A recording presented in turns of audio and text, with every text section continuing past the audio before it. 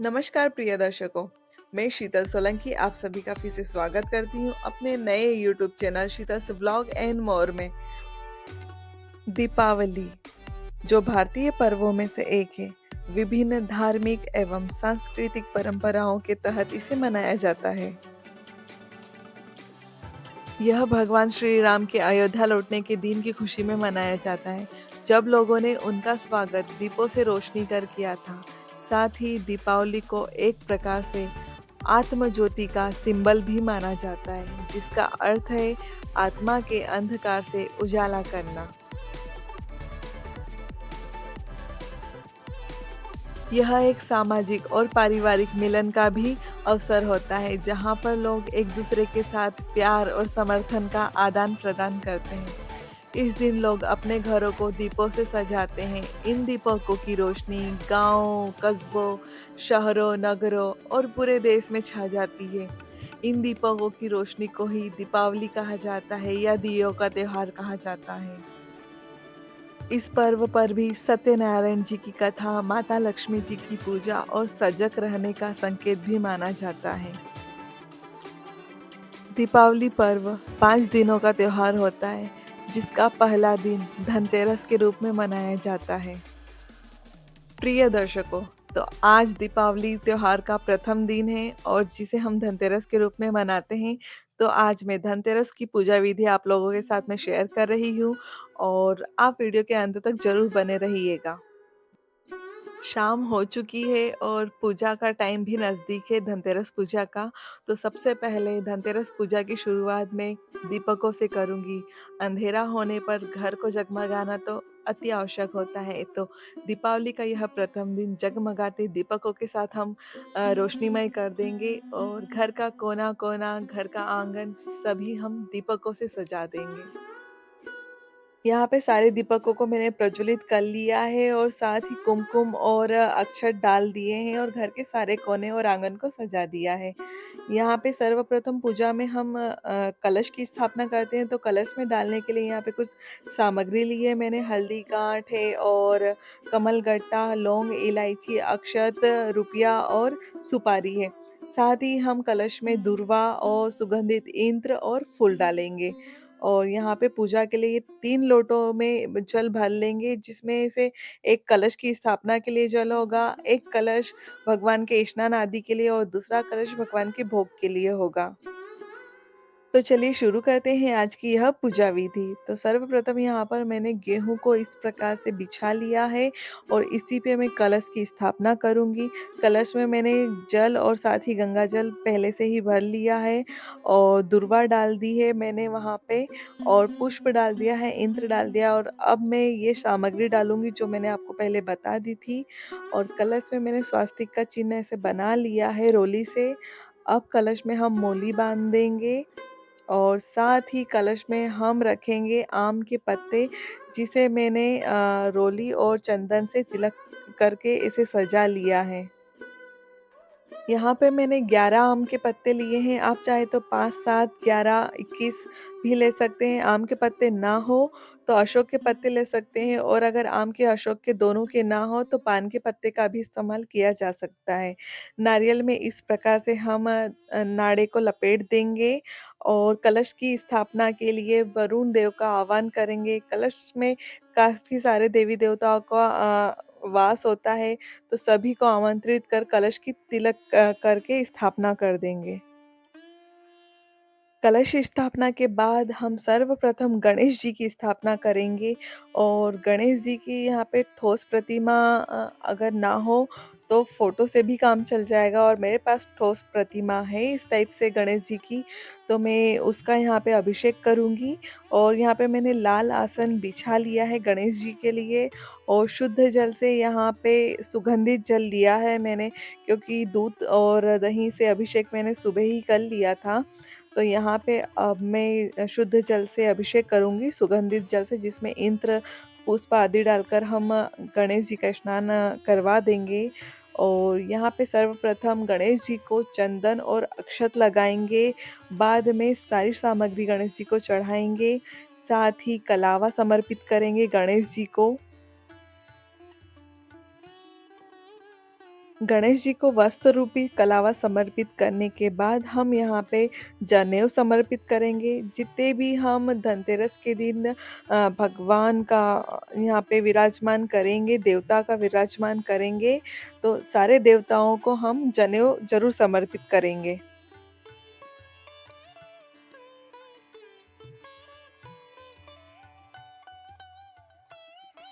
अब यहाँ पे गणेश जी को मैं पुष्प समर्पित कर रही हूँ और यहाँ पे देखिए कि मैंने एक पान का पत्ता लिया है और पान के पत्ते पर मैं यहाँ पे 2 गोल सुपारी रखूँगी, जिसमें से एक गोल सुपारी को मैं कुबेर देवता का स्वरूप बनाऊँगी और जो दूसरी गोल सुपारी है उसको नारायण का।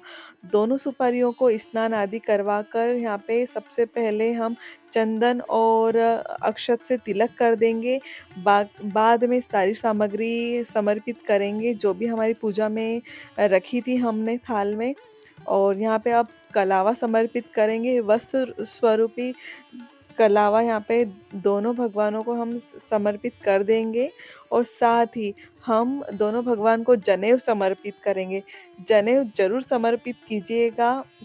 जितने भी हम देवता का विराजमान करते हैं उन्हें जनेऊ ज़रूर समर्पित की जाती है। और अब यहाँ पे मैं सरस्वती माता का यहाँ पे स्थापना करूँगी और सरस्वती माता की मेरे पास इस टाइप से ठोस प्रतिमा थी, तो इस मूर्ति को मैं यहाँ पे विराजमान करूँगी, जिसका मैंने गणेश जी के साथ ही सुबह मॉर्निंग में अभिषेक कर लिया था। तो यहाँ पे सिर्फ़ मैं सुगंधित जल से स्नान आदि करवा के माता को सारी चीज़ें यहाँ पे चढ़ा दूँगी, कलावा समर्पित करूँगी, पुष्प समर्पित करूँगी।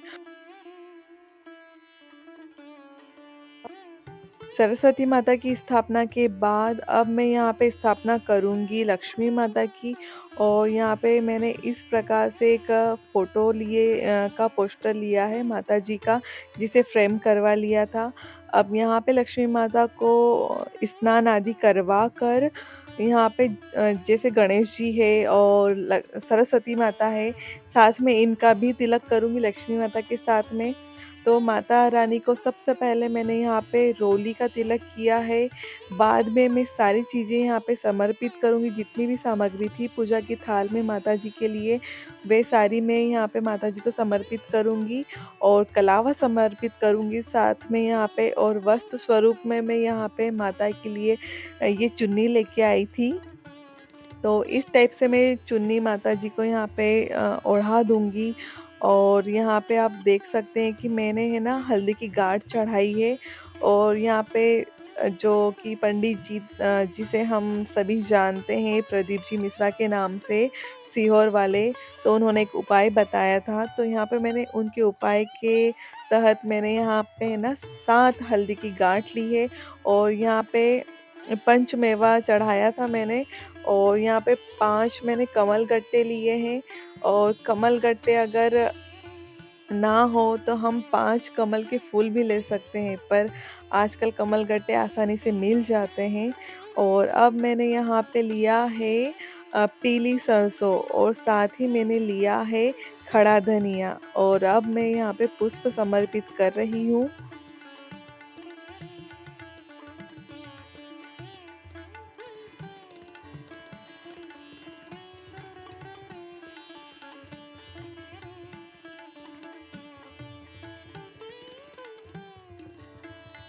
और यहाँ पे पुष्प समर्पित करने के बाद यहाँ पे मैं कुछ पंचमेवे में जो सामग्री आती है वो मैं यहाँ पे समर्पित कर रही हूँ। साथ ही मैंने यहाँ पे पंचमेवे में हर चीज़ 5-5 ली है जो लक्ष्मी माता को मैंने चढ़ाई है, और बाकी देवी देवताओं को मैंने एक-एक चढ़ाई है।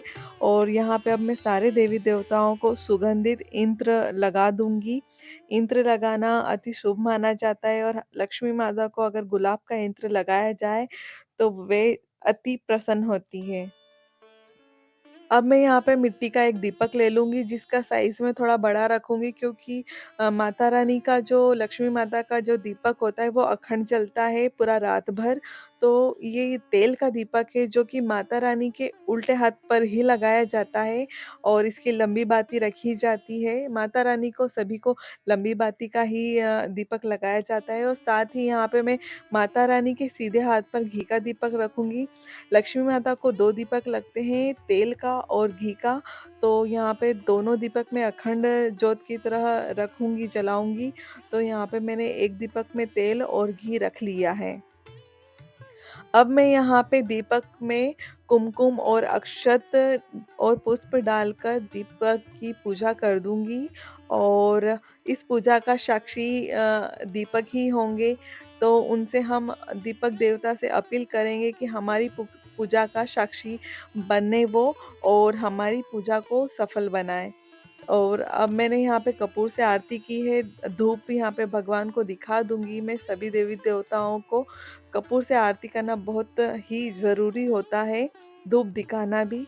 और अब मैं यहाँ पे माता को सुहागन लक्ष्मी माता है तो सुहागन का यहाँ पे कुछ सुहाग चढ़ाऊँगी जिसमें मैंने चूड़ी और यहाँ पे कुमकुम बिंदिया और कुछ ऐसी 5 सामग्री ली है। और अब मैं माता रानी को भोग लगाऊँगी इस पान के पत्ते में और माता रानी को लक्ष्मी माता को पान के पत्ते में ही भोग लगाया जाता है। तो यहाँ पे मैंने पान का पत्ता ले लिया है। लक्ष्मी माता को इस प्रकार से धान के प्रमल चढ़ाए जाते हैं और धान और पतासे चढ़ाना अति शुभ माना जाता है। तो यहाँ पे ना लक्ष्मी माता को धान की वर्षा करवाएँगे लक्ष्मी माता के ऊपर और घर के जितने भी सदस्य हैं उन सभी से हम बार-बार 7 बारी हम धान की वर्षा कराएँगे ताकि हमारे घर कभी धन-धान की कमी ना हो। और साथ ही यहाँ पे मैं पतासे चढ़ाऊँगी माता रानी को। कहा जाता है कि माता रानी को धान की ये परमल और पताशे अति प्रिय होते हैं। तो ये अवश्य पूजा में शामिल कीजिएगा आप भी। और यहाँ पे कुछ मिठाई ली है मैंने और मिठाई में हम कुछ भी ले सकते हैं, मीठा हम कुछ घर में बना सकते हैं या फिर हम बाहर से ला सकते हैं। साथ ही हम मीठा चढ़ाने के बाद हम भोग में यहाँ पे मैं फल समर्पित कर रही हूँ। माता रानी को कोई भी 5 प्रकार के फल समर्पित करने के बाद यहाँ पे मैं धान की पूजा करूँगी और अन्न-धन की लक्ष्मी है हमारी माता, तो यहाँ पे आज हम धान की और धन की दोनों की पूजा करेंगे। यहाँ पे मिट्टी की मटकियाँ मैंने इस प्रकार से छोटी-सी ली है और यहाँ पे 7 प्रकार का मैंने धान रखा है। आप चाहे तो 3, 2 या 5, 7 जितने भी प्रकार का धान अपनी इच्छा से रख सकते हैं। और सारी मटकियों को तिलक अवश्य करिएगा और यहाँ पे मैंने सारी मटकियों को यहाँ पे तिलक किया है और साथ ही सारी मटकियों को हम कलावा भी समर्पित करेंगे। सारी मटकियों में यहाँ पे हम कलावा भी बाँध देंगे और इस प्रकार से आप देख सकते हैं कि मैंने यहाँ पे जो लिया है और सब अलग-अलग प्रकार से यहाँ पे मैंने चीज़ें ली है और हम सारे धान की पूजा करेंगे। दान की पूजा करने के बाद हम हमारे धन की पूजा करेंगे। जो भी हमारे पास सोना-चाँदी है और रुपया है, हम उसकी पूजा करेंगे। ज़रूरी नहीं कि हमारे पास जितनी भी पहनने की चीज़ें हो, सोना-चाँदी, हम उन सभी की पूजा करें। हम कुछ भी छोटी-सी चीज़ हम माता के सामने रख कर उसकी पूजा कर लेंगे और यहाँ पे लक्ष्मी माता को धनतेरस और दीपावली के दिन दीप की माला चढ़ाई जाती है और यहाँ पे मैंने 7 दीप लिए हैं और माता रानी के सामने प्रज्वलित कर उन्हें समर्पित कर दिए हैं और साथ ही दक्षिणा अवश्य समर्पित करिएगा। और यहाँ पे मैंने पानी लिया है पीने के लिए, माता रानी के भोग के लिए उनका जल लिया है, जिसे मैंने 3 बार आचमन करवा के यहाँ पे रख दिया है। और ये देखिए कि सारी धान की मटकियाँ जो भी थी वो बहुत अति सुंदर लग रही है। पूजा के बाद इन सारे धान को हम अपने घर में ही इस्तेमाल कर लेंगे और कुछ हम चिड़िया या गाय को दे देंगे। बाकी हम हमारे घर के जितने भी धान हैं उसमें हम इसको वापस से मिक्स कर लेंगे ताकि हमारे घर में अन्न धन की बरकत हमेशा रहे, कभी कमी ना हो। धनतेरस के दिन झाड़ू की पूजा की जाती है। माना जाता है कि झाड़ू में लक्ष्मी माता का वास होता है और झाड़ू हमेशा घास की खरीदनी चाहिए, उस दिन प्लास्टिक की नहीं खरीदनी चाहिए। झाड़ू की पूजा के लिए हमें लाल कलर का वस्त्र ज़मीन पर बिछाकर उस पर झाड़ू को रखा जाता है। जल का छिड़काव कर पुष्प, अक्षत, रोली आदि से तिलक कर उस पर धागा कलेवा बांधा जाता है और धूप दीप दिखाकर झाड़ू की पूजा की जाती है। साथ ही धनतेरस पे हमने जो भी खरीदा है, कोई भी बर्तन या अन्य कोई वस्तु, तो उसकी भी पूजा की जाती है। उन सारे बर्तनों को या सारी वस्तुओं को पूजा के स्थान पर रखा जाता है और पूजा की जाती है। पूजा के बाद हम लक्ष्मी माता से आग्रह करेंगे कि हे माँ लक्ष्मी, आप गणेश जी, सरस्वती माँ, कुबेर जी और नारायण के साथ इस घर में सदा सदा के लिए विराजमान हो जाइए। कभी इस घर को छोड़ के मत जाइएगा। आप शायद इस घर का रास्ता भटक गई हैं, तो आप प्लीज़ इस घर में आइएगा और हमारे घर में सदा सदा के लिए विराजमान हो जाइएगा।